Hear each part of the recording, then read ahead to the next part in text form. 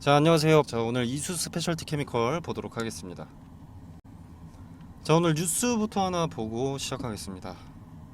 자, 중국 니오 신형 ES6에 업계 최초로 전고체 배터리를 탑재한다, 이런 뉴스가 나와 있는데요.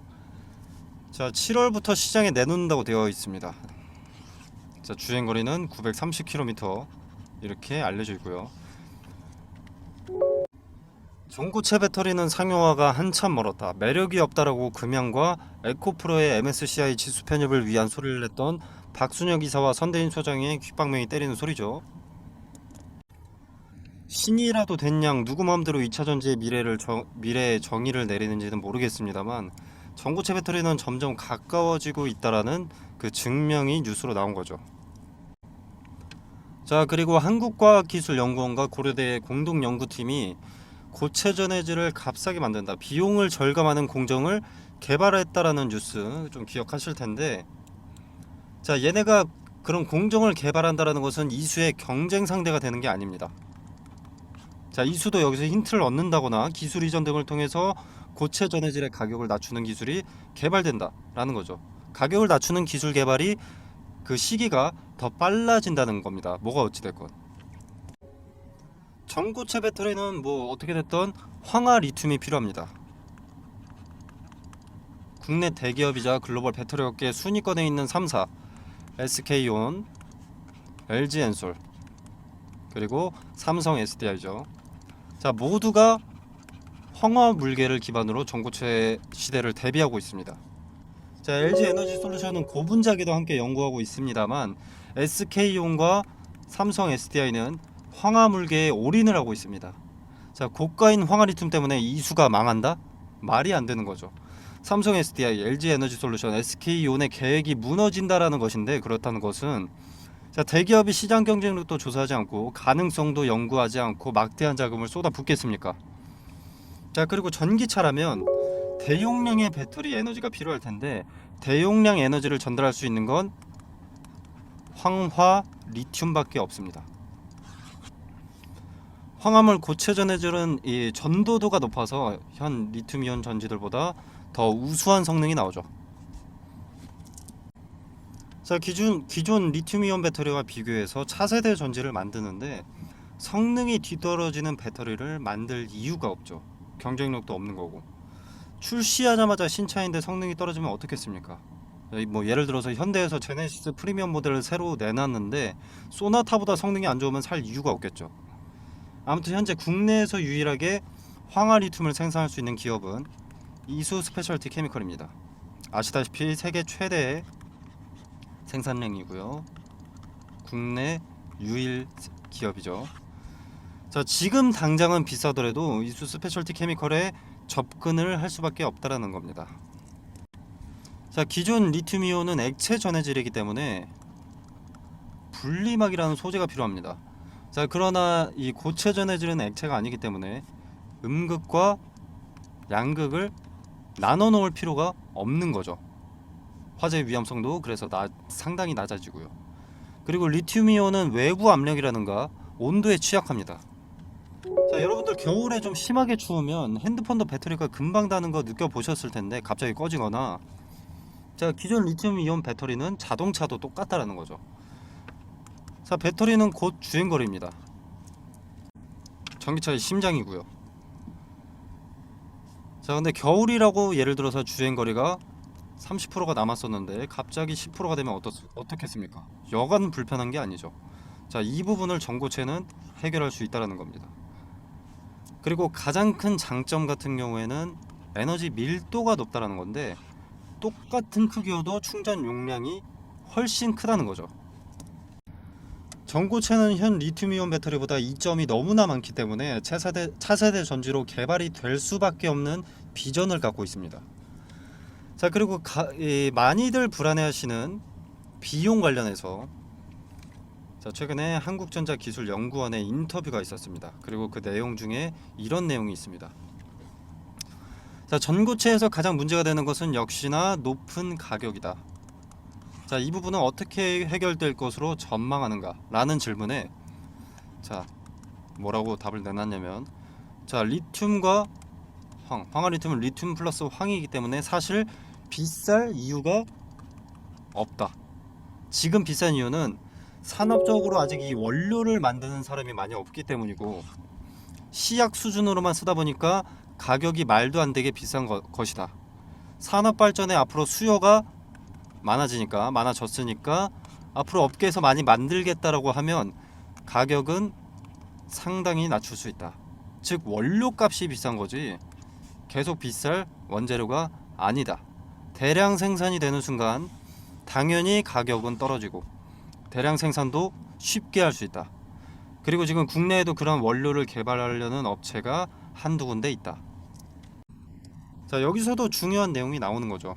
시장이 원한다면 언제든지 가격은 줄일 수가 있다. 가장 문제가 되던 비싼 가격은 낮출 수 있기 때문에, 비싸서 문제가 되는 것은 시제품 단계인 지금일 뿐이다 라는 것이 큰 힌트가 되는 겁니다. 자, 아시다시피 황화리튬은 이수가 가장 많이 국내 유일하게 생산을 할 수 있습니다.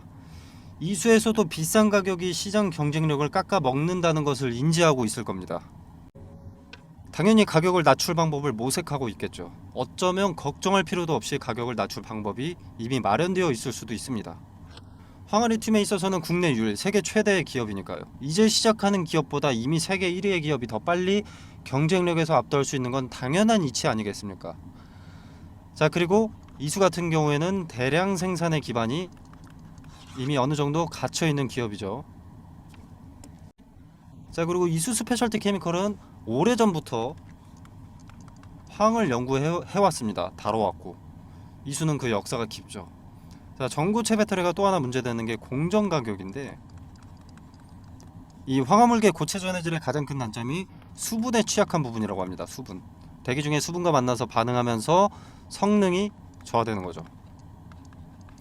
그리고 반응할 때 황화수소라는 가스가 나오는데, 이수는 이 황을 오래전부터 다뤄왔기 때문에 이 분야 최고, 황화수소를 다루는 최고가 이수라는 겁니다.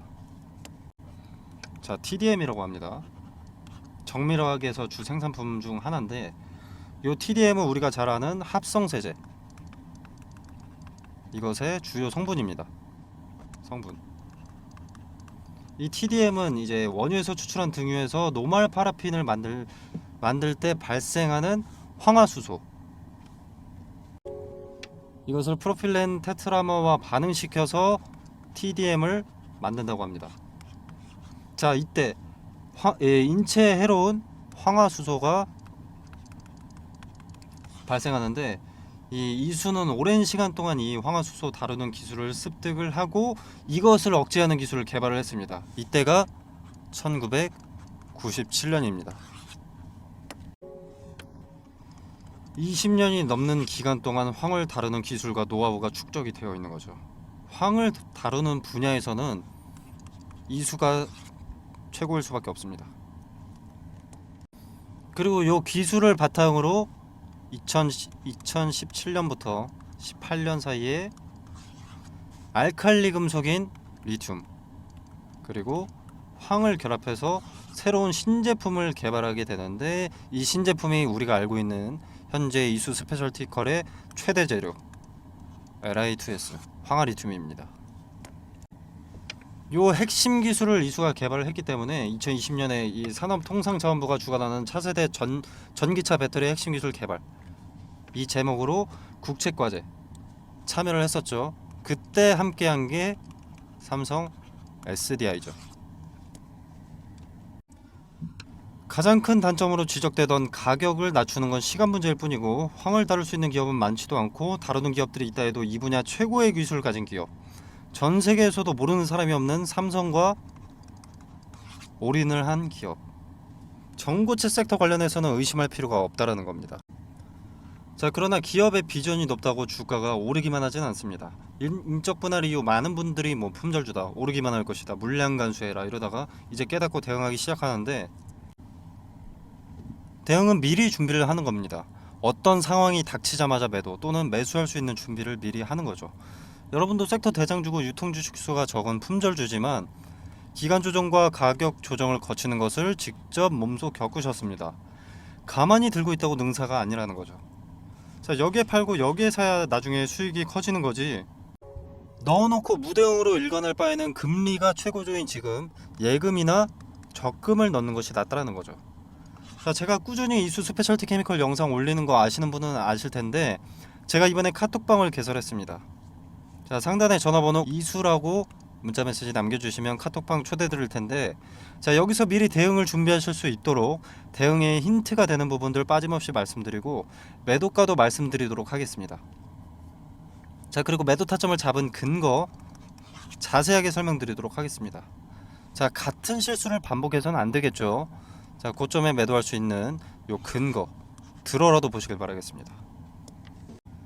자, 그리고 투경 관련해서 제가 오늘은 상관없는 날, 보통 투경 해제나 투경 지정 등이나 해당하지 않는 날이 있다고 했습니다. 자, 보시면 최초 판단일은 7월 20일이다 이렇게 되어 있죠. 자, 19일은 상관이 없는 날이다. 자, 이런 날은 보통 오릅니다. 자, 투경 재지정에서 자유로운 날이기 때문에 오늘은 상승하는 그림이 보통 나와주는데, 제가 저번에도 똑같은 내용으로 어느 날 급등하는지 말씀드렸고 여지없이 상승을 했었죠. 자, 근데 내일부터는 이제 재지정 여부에 영향을 받는 날짜, 최초 판단일이 되기 때문에 장초 주춤하는 모습을 보일 수가 있습니다. 제가 지금 드리고 싶은 말씀은, 지금 7거래일 연속 상승하고 있다고 이제 다시 날아가나 보다, 또 이렇게 안일하게 생각하고 무대응으로 일관하지 말라는 겁니다. 제가 무조건 팔아라 이 말을 하는 게 아닙니다.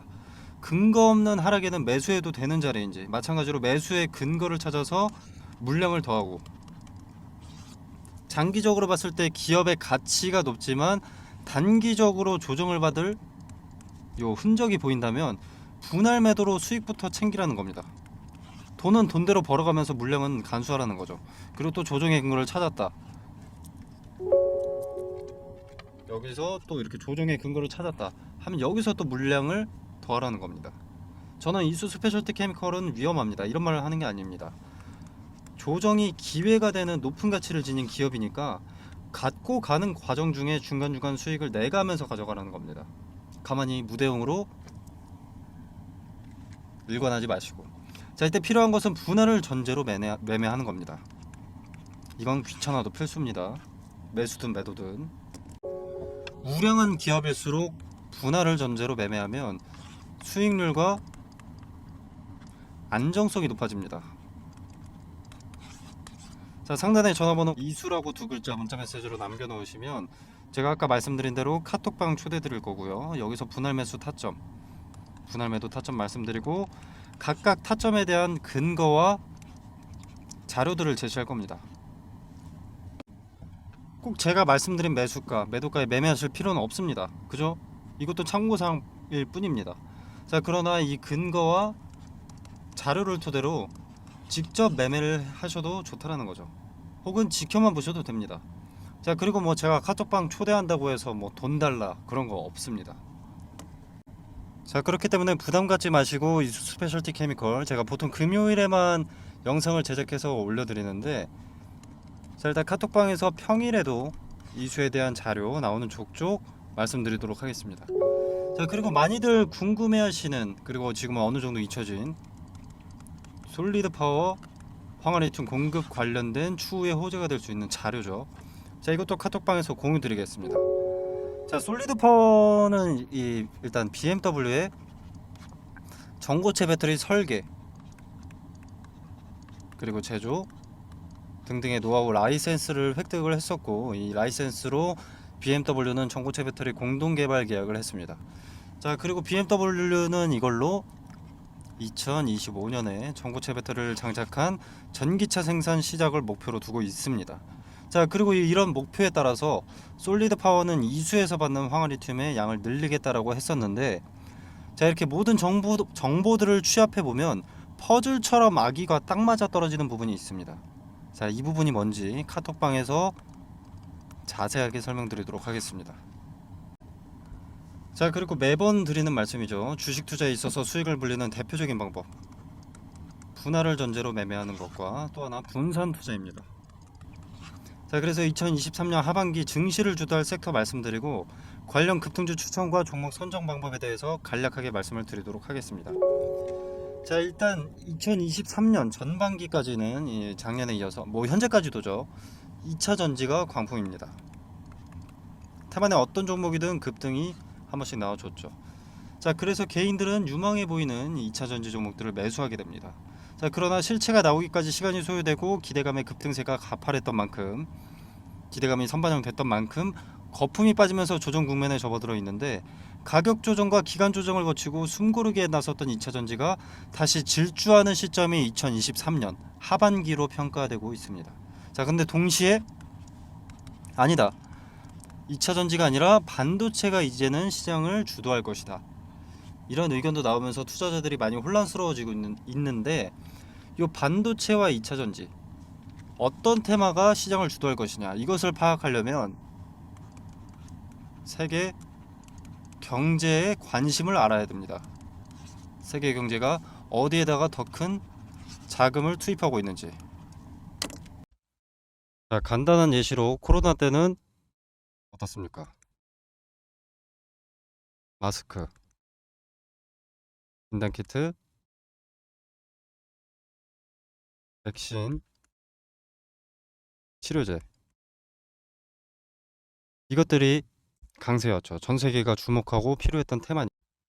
자, 국내 같은 경우에는 병상이 수혜를 입기도 했었는데, 이거는 각 국가별로 확진자 수가 다릅니다.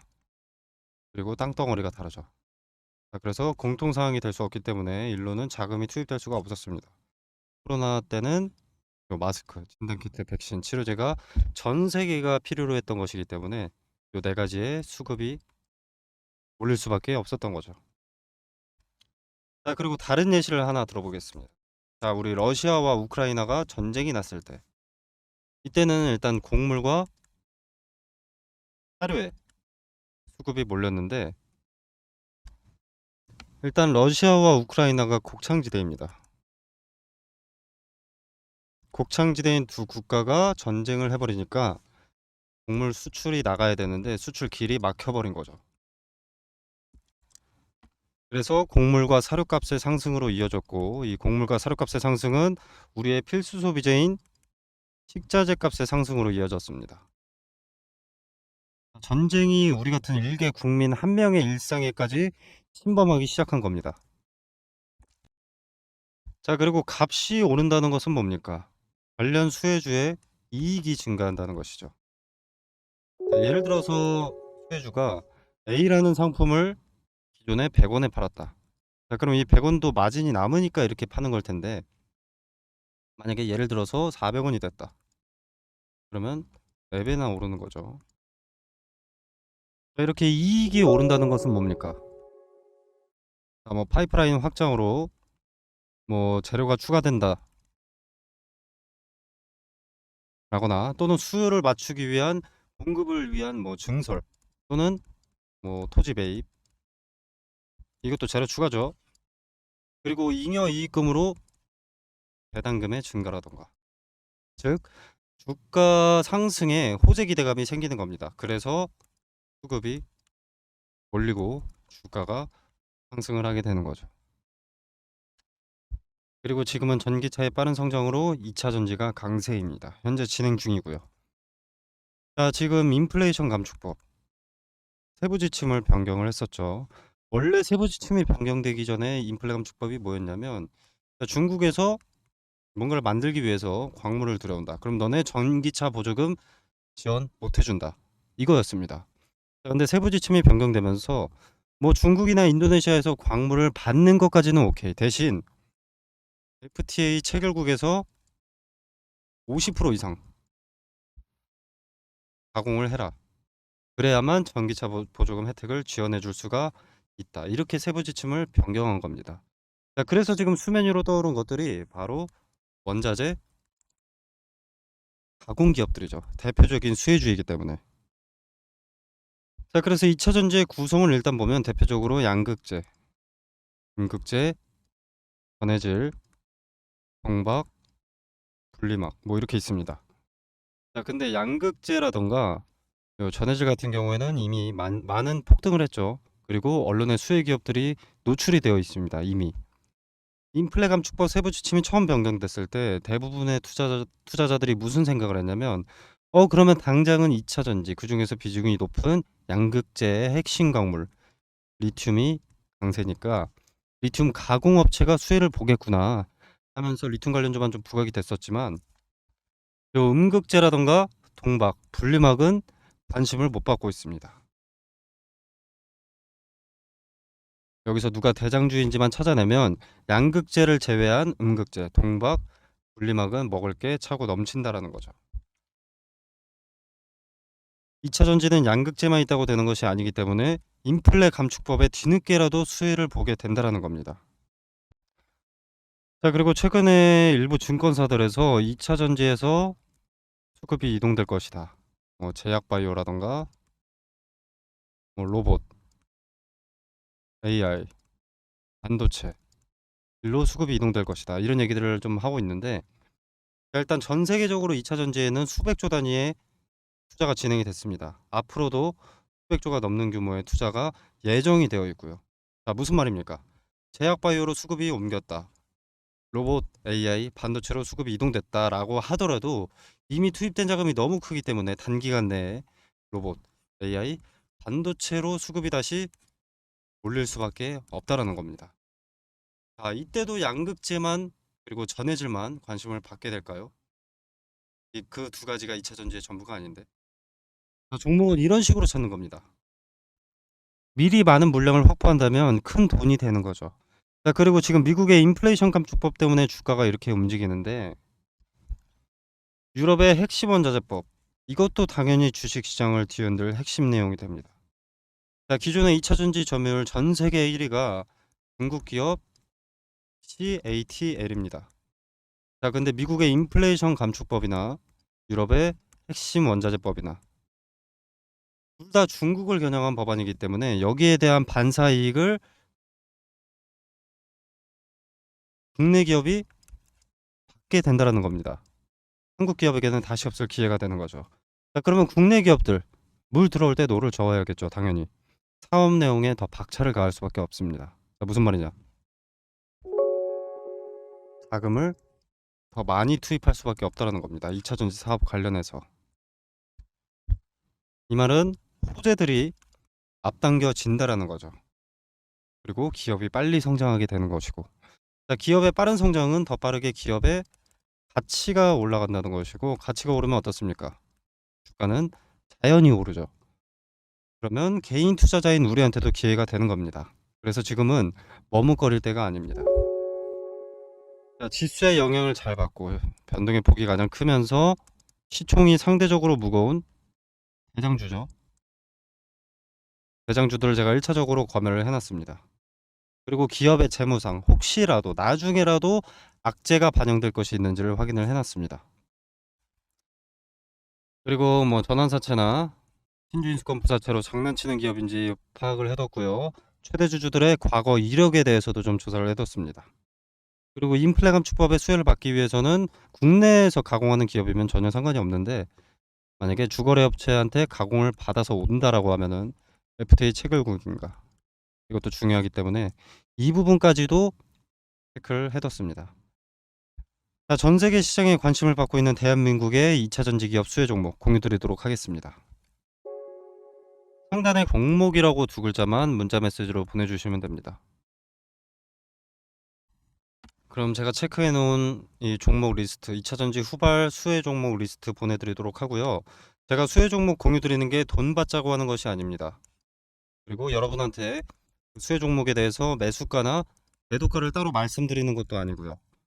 그냥 정말로 움직이는지 지켜만 보셔도 됩니다.